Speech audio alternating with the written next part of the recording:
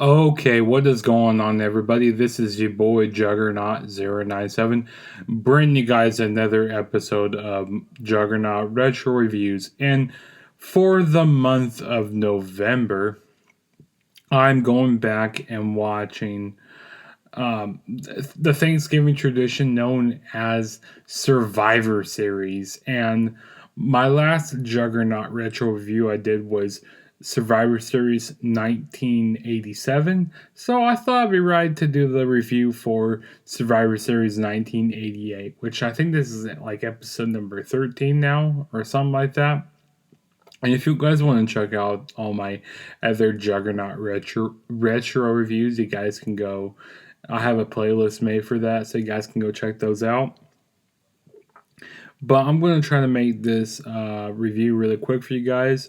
Like, I'm not really going to go in depth with like the whole match and stuff, because if you guys want to go, because if you guys wanted to see the match, you guys can go watch it on the network. Like, you guys don't need me telling move by move, and it's kind of hard to explain, like, break down every single thing that happens in like a tag team match, especially like a 5-on-5 or 10-on-10 match, or because that's what all these matches were, five, like either 5-on-5s, or and there's like one 10-on-10, like, so 20 guys in the ring.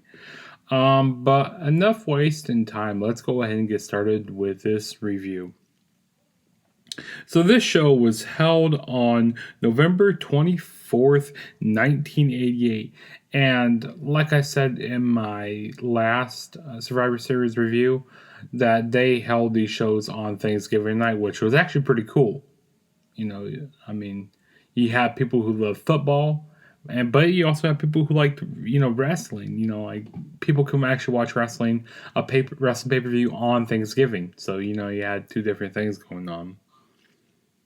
But the first match that we got kicked off with was a 5-on-5 traditional Survivor Series elimination match. We had the Blue Blazer, Brutus the Beefcake, Jim Brunzell, Sam Houston, and the Ultimate Warrior versus the Honky Tonk Man, Ron Bass, Dangerous Danny Davis, Bad News Brown, and Greg the Hammer Valentine, with Jimmy Hart in the corner. I thought this was a pretty decent way to open up the show. I mean, nothing too crazy in this match. Ultimate Warrior was the sole survivor, which I like that. And you kind of saw some different things. Like, Ultimate Warrior, I mean, the crowd was just really behind him. Eliminating Honky Tonk Man at the end there.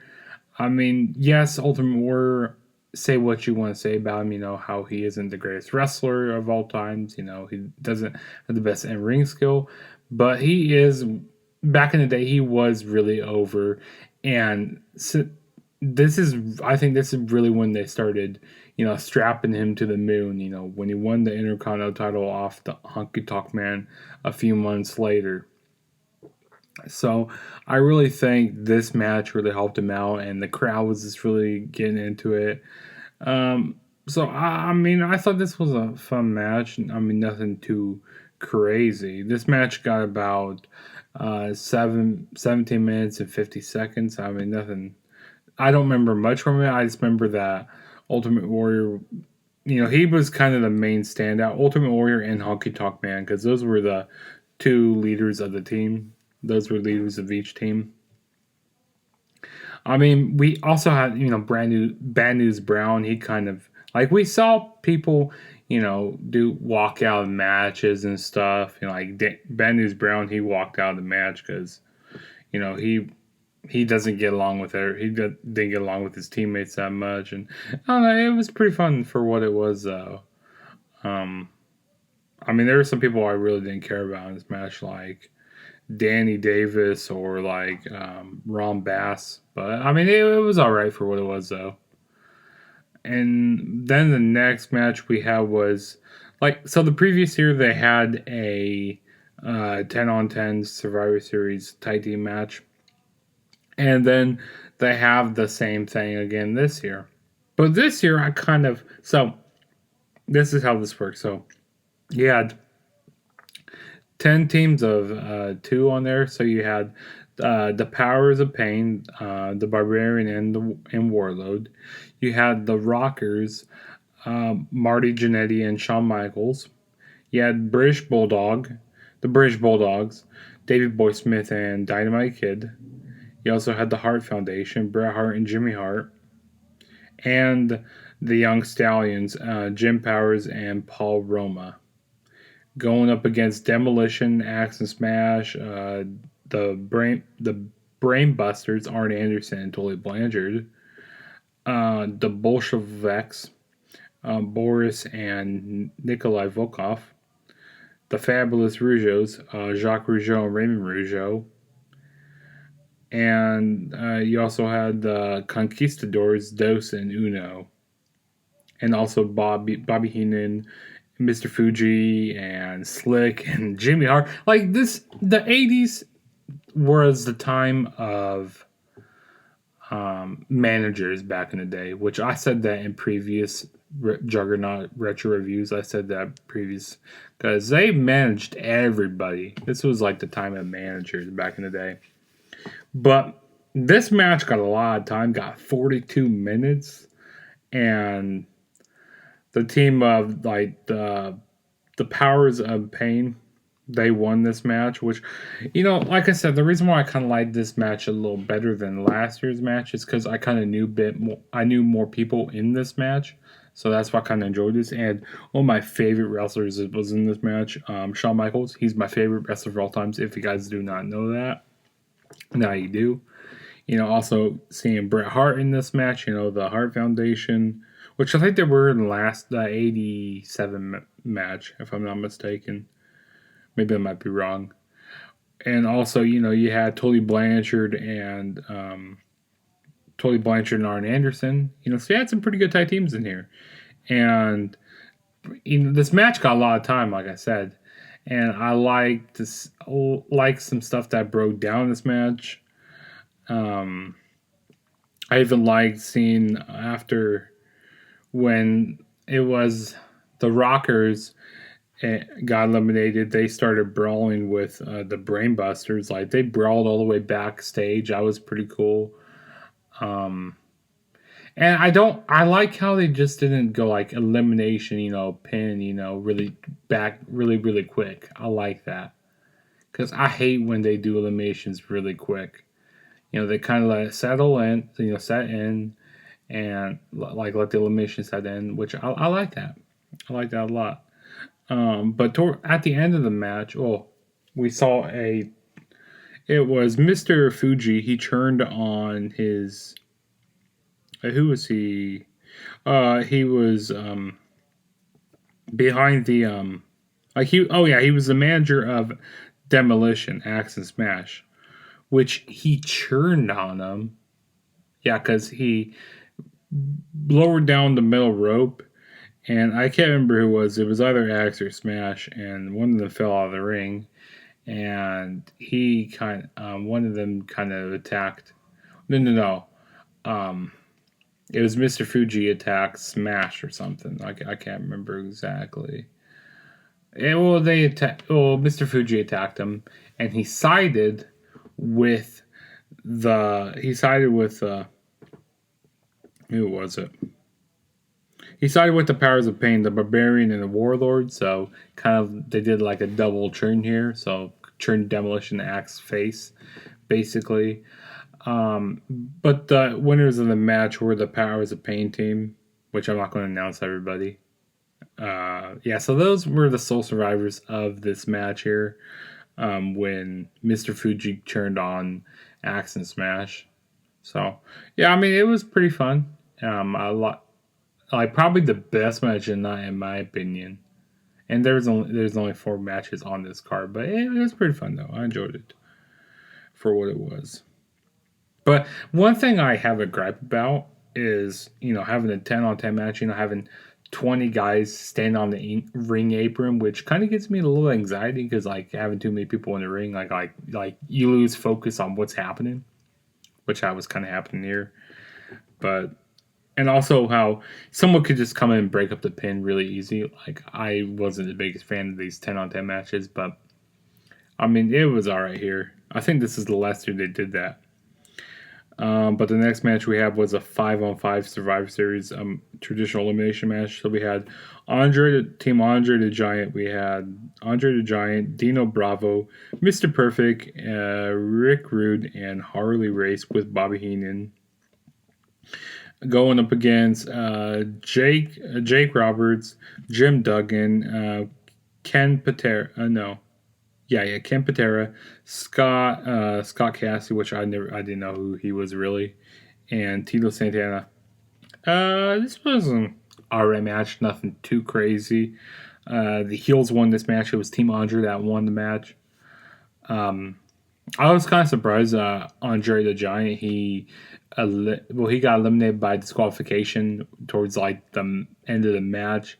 You know, it was kind of to help his team win the match because he was choking out Jake the Snake Roberts there at the end. He was choking him out in the corner, and then the referees had no choice to disqualify him. So the sole survivors in the match were it was Dino Bravo and I think it was Rick Rude maybe. I think so. Yeah, it was Dino Bravo and Rick Rude. Those were the final survivors in the match. It was fun. Nothing crazy. I kind of like how he had some unpredictability on this match, like on a lot of these matches, because nowadays you look at like a Survivor Series match, go like, oh yeah, I know who's going to win here, or I kind of know what's going to happen. But I like back in the day, you kind of go like, who someone could get eliminated, like a big star can get eliminated really early. Which back in the day we had the mid carders and main eventers, kind of going at it a little bit. They were in the same type of scene, which is crazy to think about. Which that was the case here. We had some main eventers winning, and we had some mid carders winning here. But like I said, it was all right. This match got 30 minutes, though. Long match. A lot of these matches had a long time running. And then the next match we had was a 5-on-5 Survivor Series elimination match, which this was the main event. We had Hercules, Hillbilly Jim, Coco Beware, Hulk Hogan, and Randy Savage with Miss Elizabeth. That was the face team here. And then they defeated Akeem. Sorry. Akeem, Big Boss Man, Haku, the Red Rooster, and Ted DiBiase. This was, I tell you what, the faces, they really had the star power. Like, there wasn't really much star power for the heels in this match. But this match was all right. The main focus about this match was the Mega Powers with Hulk Hogan and Macho Man Randy Savage. Like, they took a lot of beating. Like, it was really lopsided. It was like 2-on-4, and then, Randy Savage started picking up pinfalls. He got a roll up on Ted DiBiase towards, like, the middle of the match, and then it became 2-on-3. But I tell you, the Hills had most of the advantage during this match, which was kind of boring a little bit. You had some big guys, which I'm not the biggest fan of seeing, big guys go at it. Like, I like seeing the more high-flying flip-floppy type of stuff that they do in the ring. But yeah, the main focus about this was the Mega Powers basically kind of coming back and winning. We even saw Hulk Hogan. He got handcuffed to the ring rope. So, we saw Macho Man just get beat up by Akeem and Big Boss Man, and Akeem got disqualified. Big Boss Man got counted out because trying to help his team out.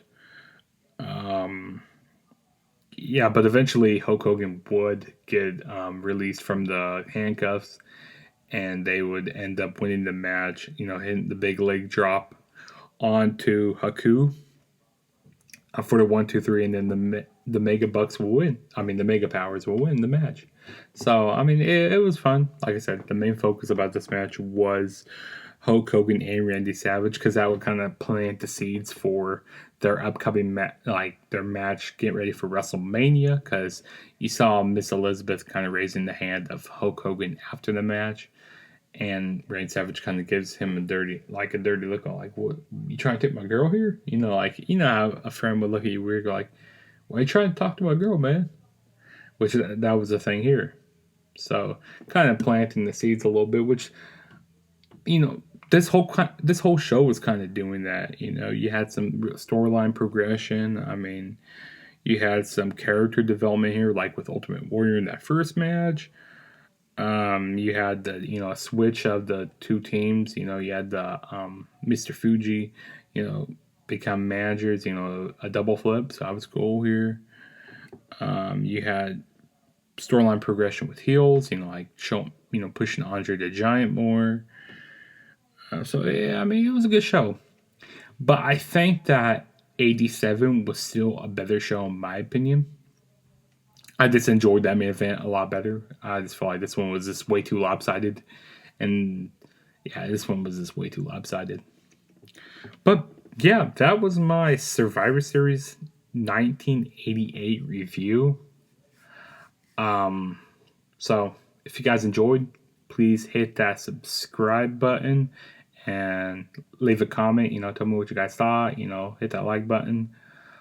Also, hey, like I said, if this is your first time ever checking out one of my videos, smash that subscribe button. Also, follow me on all my social media platforms. Go follow me on Twitter at the True JSB. Again, that's at the True JSB. The link will be down below in the description. What else? Also, on Thursday, I'm going to be doing my AEW Full Gear predictions, so stay tuned for that. That's going to be happening on Thursday. And my next retro review would probably be on Friday. Friday or Saturday, I don't remember. But I think that's how it's going to be. So this video is going to be up on Wednesday, sometime Wednesday evening. So stay tuned out for this video. Well, I mean, if you guys made it to the end here, thank you very much. And Juggernaut saying peace out. Catch you guys in my next video.